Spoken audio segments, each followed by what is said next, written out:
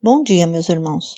Hoje é dia 20 de setembro de 2020 e aqui estamos trazendo uma mensagem do Evangelho segundo o Espiritismo, e é do capítulo 13, que a mão esquerda não saiba o que faz a direita.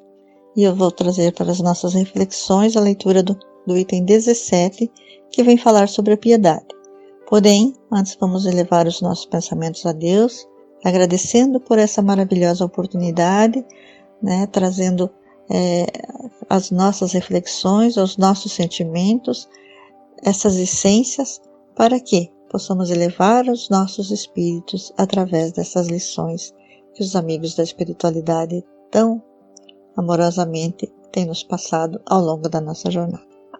Então, a piedade, que é o item 17 do Evangelho segundo o Espiritismo, do capítulo 13, como já falei, nos diz o seguinte: a piedade é a virtude que mais vos aproxima dos anjos.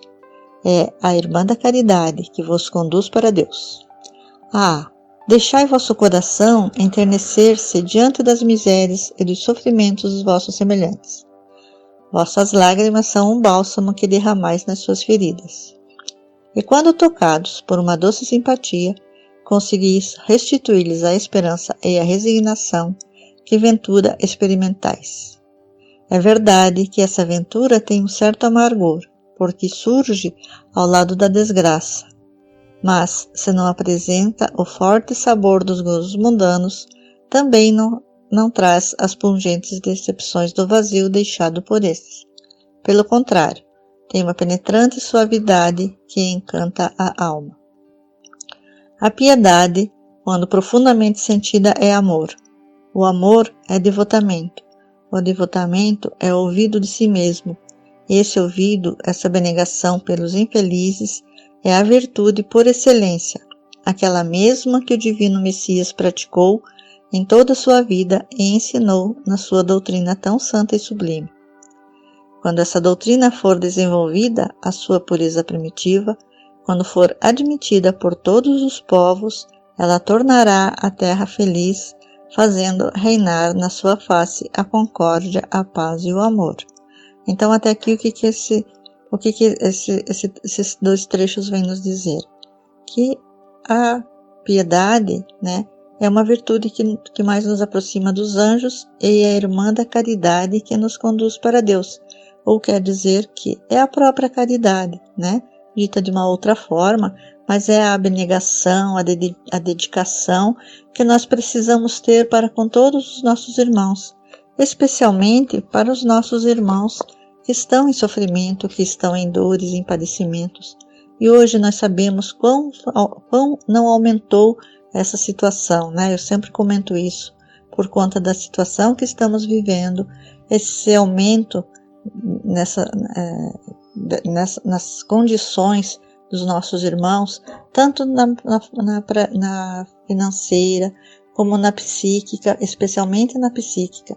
E é muito importante nós termos em mente a prática dessa caridade, das nossas preces em favor desses nossos semelhantes, dos nossos sentimentos e vibrações mais puros, porque muitas são as dificuldades, especialmente, nas crises de pânicos que tantos são os nossos irmãos que estão passando, por conta do medo, por conta da situação realmente que está bem difícil. Então procuremos a prática desse sentimento. O sentimento mais apropriado a vos fazer progredir, domando vosso egoísmo, vosso orgulho, aquele que dispõe vossa alma à humildade, é a beneficência e o amor ao próximo. É a piedade, essa piedade que vos comove até as fibras mais íntimas diante do sofrimento dos vossos irmãos, que vos leva a estender-lhes a mão caridosa e vos arranca lágrimas e simpatia. Jamais sufoqueis, portanto, em vossos corações essa emoção celeste, e nem façais como esses endurecidos egoístas que fogem dos aflitos, para que a visão de suas misérias não lhes perturbe por um instante a feliz existência. E nós sabemos que muitos são os nossos irmãos que fazem de conta que não estão enxergando a dificuldade dos semelhantes, ou que se negam a buscar auxiliar a esses irmãos, por mais que sua situação lhes traga essa tranquilidade. A tranquilidade conseguida ao preço de uma indiferença culposa é a tranquilidade do mar morto, que oculta na profundeza de suas águas a lama fétida e a corrupção. Quanto à piedade, está longe, entretanto, de produzir a perturbação e o aborrecimento de que se arreceia o egoísta. Então, os nossos irmãos de corações endurecidos, os nossos irmãos que não se preocupam com a dor alheia, eles deveriam entender, né, que esse sentimento que nós carregarmos dentro de nós, na prática da caridade ao nosso próximo, ela não vai nos trazer nenhum tipo de perturbação.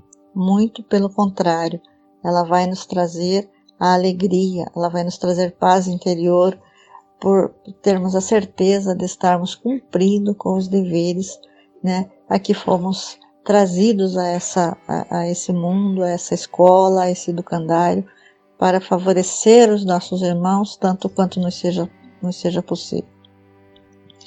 Mas a compensação é grande quando conseguis devolver a coragem e a esperança a um irmão infeliz que se comove ao aperto da mão amiga e cujo olhar, ao mesmo tempo umedecido de emoção e reconhecimento, se volta com doçura para vós, antes de se elevar ao céu, agradecendo por lhe ter enviado um consolador e um amparo. Então, como eu falei anteriormente, a piedade, ela tem na caridade, né, a sua mais sublime explicação. E como a caridade e a piedade são sinônimos no meu entendimento, as páginas anteriores a essa que estamos lendo vem nos trazer, vem nos enfatizar, né, que a caridade ela resume todas as virtudes que devem conduzir todos os povos à felicidade, né? Seguindo um pouquinho mais adiante, ela vem nos dizer que é na caridade que nós devemos procurar a paz do coração e o contentamento da alma, pois esses são os remédios para as aflições das nossas vidas. E nossas almas não vão poder se elevar, senão pelo devotamento e o amor ao próximo, e não encontrarão felicidade senão nos impulsos da abnegação, nos impulsos da caridade, nos impulsos da piedade para com os nossos irmãos em dificuldades. Para ilustrar um pouco mais essa mensagem, eu trouxe do livro Grandes e Pequenos Problemas, do nosso irmão Ângel Aguarodi, uns pequenos trechozinhos aqui da lição que está no 7º capítulo desse livro, no 7º capítulo e o item 3 vem falar justamente sobre piedade, caridade, compaixão, né?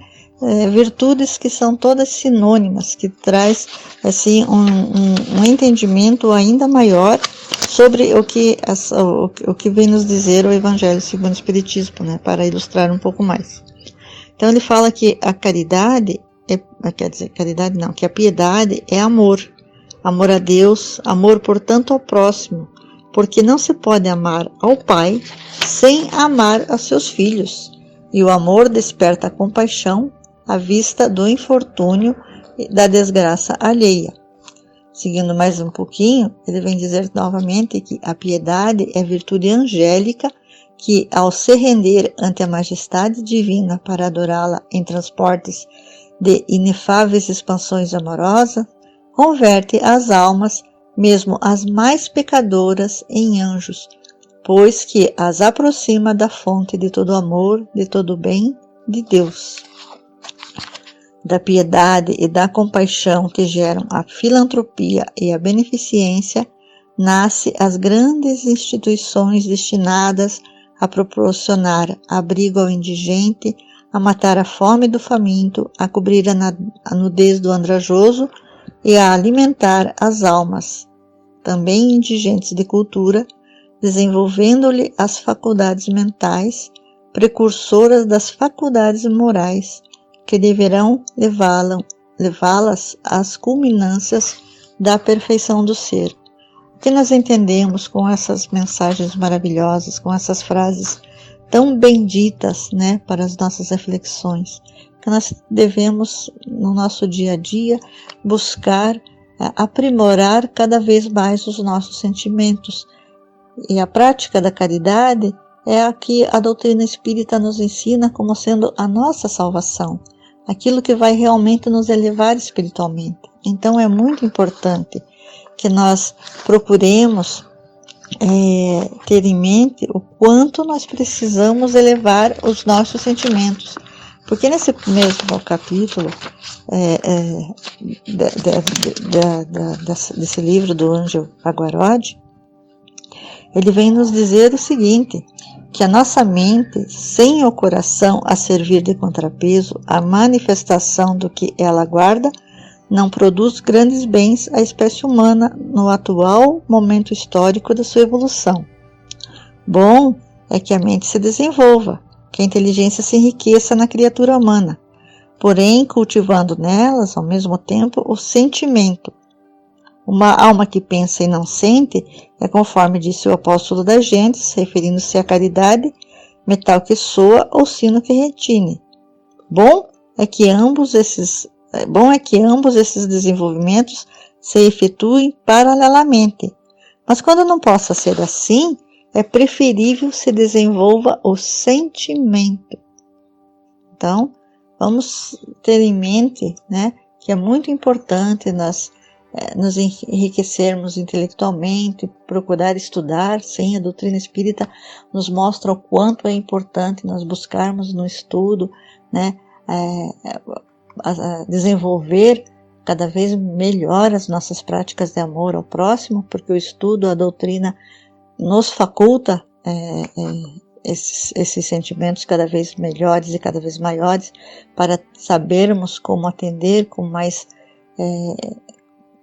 jeito os nossos irmãos, mas nós não podemos deixar de lado em momento algum os sentimentos. E para encerrar, vou ler os dois últimos trechinhos dessa mesma lição, em que ele diz assim: sigam, pois, as pegadas do Redentor do mundo, do Divino Jesus, todos os que queiram aproveitar da sua passagem pela terra, esforçando-se por se converterem em mestres de compaixão, personificando a compaixão pela palavra e pelo fato. Assim farão mais para a felicidade humana e para a perfeição das almas do que se ocupassem os primeiros lugares no governo dos estados ou nas culminâncias do saber, segundo o conceito humano. Não descuideis o cultivo da inteligência, porém, dai sempre preferência ao cultivo do sentimento, da piedade, da caridade e da compaixão, porque é o de que mais precisa a humanidade terrestre no momento atual do seu desenvolvimento evolutivo. Então, meus irmãos, espero que possamos ter essas reflexões mais vivas em nossos espíritos, né? Esse entendimento de que nós precisamos sim nos aprimorar, nós precisamos estudar, nós precisamos crescer, mas mais especialmente o que nós mais precisamos no momento em que está vivendo a nossa humanidade, em que estamos vivendo também inseridos nela, é o cultivo dos melhores e maiores sentimentos dos nossos corações e dos nossos espíritos, para fazer o bem em larga escala, para atender na prática da caridade a todos os nossos irmãos, a todas as criaturas, né, que nesse momento passam por dificuldades maiores que as nossas, e é a isso que nós estamos chamados nesse momento. E como já nos diz a própria doutrina, né, os próprios ensinamentos da doutrina, que quando os trabalhadores estão prontos, a tarefa chega. Então chegou, né, a vez de nós mostrarmos, através dos nossos bons sentimentos, a prática desse amor com relação aos nossos irmãos em dificuldades. Então, que isso sirva para as nossas reflexões, que tenhamos paz interior para entendermos tudo isso, e que Jesus seja o nosso modelo, nossa guia cada vez mais, né?